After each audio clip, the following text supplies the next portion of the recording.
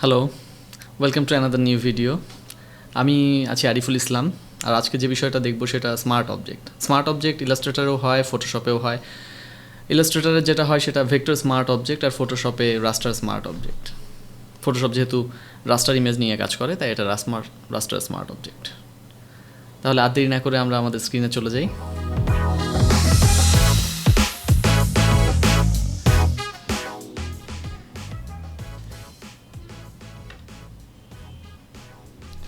এখানে আমার একটা লোগো আছে, আর এখানে একটা ব্ল্যাঙ্ক বোতল ইমেজ আছে। আমি এই বোতল ইমেজটা একটা নতুন ইমেজে যদি নিতে চাই, একটা ছোট ক্যানভাস সাপোজ, এখন আমি চাচ্ছি এই ইমেজটাকে কপি করে আমি নতুন ওই ডকুমেন্টসটাতে নিব। তখন আমরা কি করি, কন্ট্রোলে অর কমান্ডে, তার মানে সিলেক্ট অল, কপি, দেন এই ডকুমেন্টসে এসে আমি সেটাকে পেস্ট দিয়ে দিলাম। কিন্তু এখানে এসে দেখা গেল সেটা কিন্তু আগের মতো ফুল ইমেজটা শো করছে না। আমরা যদি কন্ট্রোল টি দিয়ে ট্রান্সফর্ম করি, তখন দেখতে পাবো ইমেজটা অ্যাকচুয়ালি অনেক বড় হয়ে এখানে পেস্ট হয়েছে। তো আমি এটাকে আবার ম্যাচ করার জন্য এটাকে বেশ ছোট করলাম।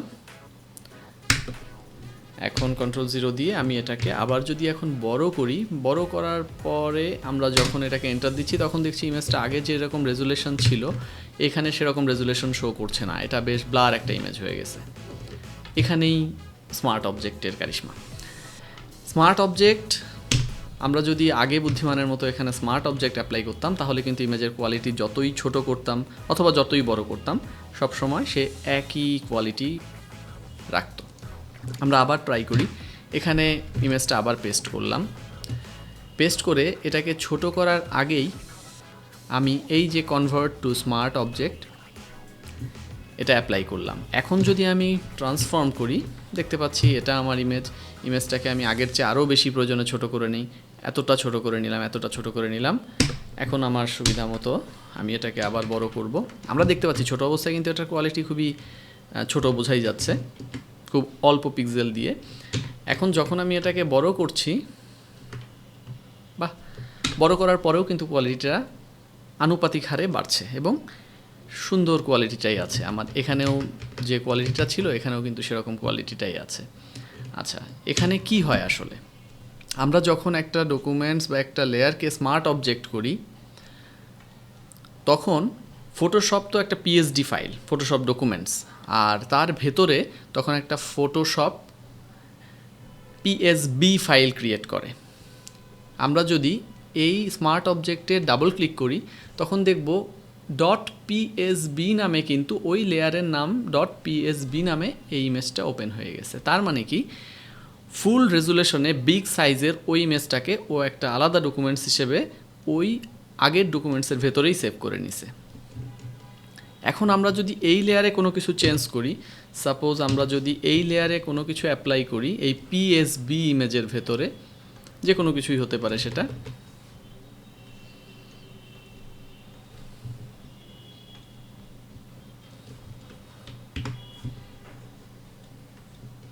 এখানে যদি আমি এটা সেভ দেই, সেম জিনিসটা কিন্তু এই ইমেজেও এসে অ্যাপ্লাই হয়ে গেছে। আমি কিন্তু এখানে লিখিনি, আমি লিখেছি এই পিএসবি ডকুমেন্টসে, বাট সেটা এখানে অ্যাপ্লাই হয়েছে। আচ্ছা,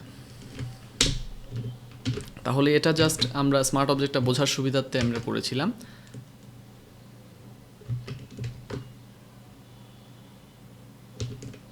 ওকে,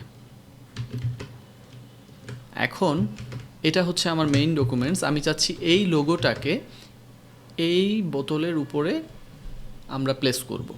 এখন লোগোটাকে আমরা কপি করি, কন্ট্রোল এ দিলাম, কন্ট্রোল সি দিলাম, এখন পেস্ট করলাম আমি এই বোতলের লেয়ারের উপরে। এটা একটা আলাদা লেয়ার হিসেবে আসছে, এটা পিএনজি ফাইল। কিন্তু এখন দেখছি আমরা বোতলের যে পোর্শনে এটা বসাবো তার চেয়ে এটা তুলনামূলকভাবে বড়। তখন আমরা কি করব, আমরা যেটা দেখলাম স্মার্ট অবজেক্ট, সেই স্মার্ট অবজেক্টটাকেই এখানে অ্যাপ্লাই করব। আমরা হয়তো বা ম্যানুয়ালি করতে পারতাম, যেটা আমরা সবসময় করি, এটাকে আমরা ট্রান্সফর্ম করে ছোট করে ফেললাম। এখন আবার মনে হচ্ছে না এখানে বসাবো, তখন আবার একটু বড় করলাম। বাট বড় করার পরে দেখা গেল কোয়ালিটিটা কিন্তু ইট গোজ ব্লার হয়ে যাচ্ছে। তো এই ব্লারটা যেন না হয়, তাই আমরা এটাকে আবার স্মার্ট অবজেক্টে কনভার্ট করব। Convert to smart object. এখন আমরা এটাকে সুবিধা মতো ছোট করি। ওকে, এখানে প্লেস করলাম। ওকে,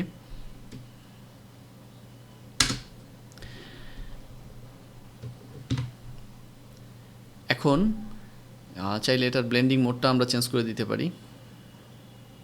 ওকে, ভিভিড লাইট দিলাম। এটা একদম স্ট্রেট, বাট আমার বোতলের ডাইমেনশনটা যেহেতু একটু কার্ভড, সুতরাং এই টেক্সটটাও যদি একটু কার্ভড হয় তাহলে আমাদের জন্য বোধহয় ভালো হয়।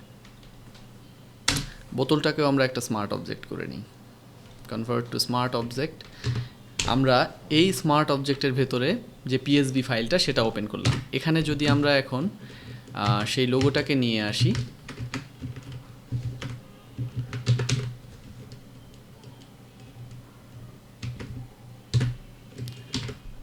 এবার এটাকে ওই স্মার্ট অবজেক্টের ভেতরে আমরা এই লোগোটাকে আবার স্মার্ট অবজেক্ট করি। এখন এটাকে সুবিধা মতো একটা মেজারমেন্টে নিয়ে আসলাম। আমরা এটাকে এখানে অ্যাড করব, এটাকে আমরা একটু কার্ভ করব নিচের দিকে। তাহলে তার জন্য আমরা যেটা করতে পারি, ট্রান্সফর্ম করে আমরা এই ওয়ার্প অপশনটা অন করতে পারি। দেন ওয়ার্পের অনেকগুলো কাস্টম অপশন আছে, কাস্টম, আর্ক, বাল্ক। আমরা এখানে যে আর্ক অপশনটা যদি অন করি তাহলে দেখব এটা কিন্তু বেশ একটা কার্ভ নিয়েছে। এটা আমরা কাস্টমাইজ করতে পারি। এই বেন্ড যেটা হয়েছে, বেন্ডটা আমরা উপরের দিকে না দিয়ে বেন্ডটা হবে বটমে, খুবই সামান্য। আমরা -3, -5, -7, গুড এনাফ। আমরা এতটুকু বেন্ড করতে চাই। ওকে, কিন্তু এটা একদমই রাফ মনে হচ্ছে, তো আমরা এটাকে টেক্সচারটা যেন আসে তাই আমরা এটার লেয়ার মোড চেঞ্জ করে ভিভিড লাইট করে দিলাম। এখন দেখতে পাচ্ছি এটা মোটামুটি ন্যাচারাল। কালারটাতেই আমরা আরও অনেক কাজ করব ইন ফিউচারে, বাট আমরা স্মার্ট অবজেক্টের যে ব্যবহার সেটা এখানে কিন্তু বুঝলাম। এটা খুবই সামান্য মনে হচ্ছে যে স্মার্ট অবজেক্ট খুবই ছোট একটা বিষয়, বাট এই ছোট বিষয়টা অনেক বড় একটা ইম্প্যাক্ট করবে যখন আমরা অনেক লার্জ প্রজেক্টগুলো করব। সেই ইমেজগুলোতে হয়তো এই একটা জিনিস যদি আমরা অ্যাপ্লাই করি তাহলে অনেক কিছু পরে কাস্টমাইজেশনের সুযোগ আমাদের কাছে চলে আসবে। এটাই ছিল আজকের দেখার বিষয়, স্মার্ট অবজেক্ট।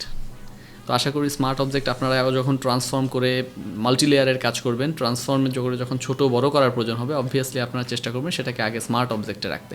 কারণ স্মার্ট অবজেক্টের ভেতরে কিন্তু আপনি সব ধরনের লেয়ার স্টাইলও অ্যাপ্লাই করতে পারবেন, অনেক ধরনের অ্যাডজাস্টমেন্ট ইউজ করতে পারবো। আমরা যত রকম অ্যাডজাস্টমেন্ট এখানে দেখি, ইমেজ অ্যাডজাস্টমেন্টস, এই সব অ্যাডজাস্টমেন্ট কিন্তু আমরা ওই পিএসবি লেয়ারের ভেতরে গিয়েও অ্যাপ্লাই করতে পারবো। সুতরাং সব ধরনের পসিবিলিটি আমাদের থাকবে, আর কাস্টমাইজেশনের সুযোগটাও থাকবে।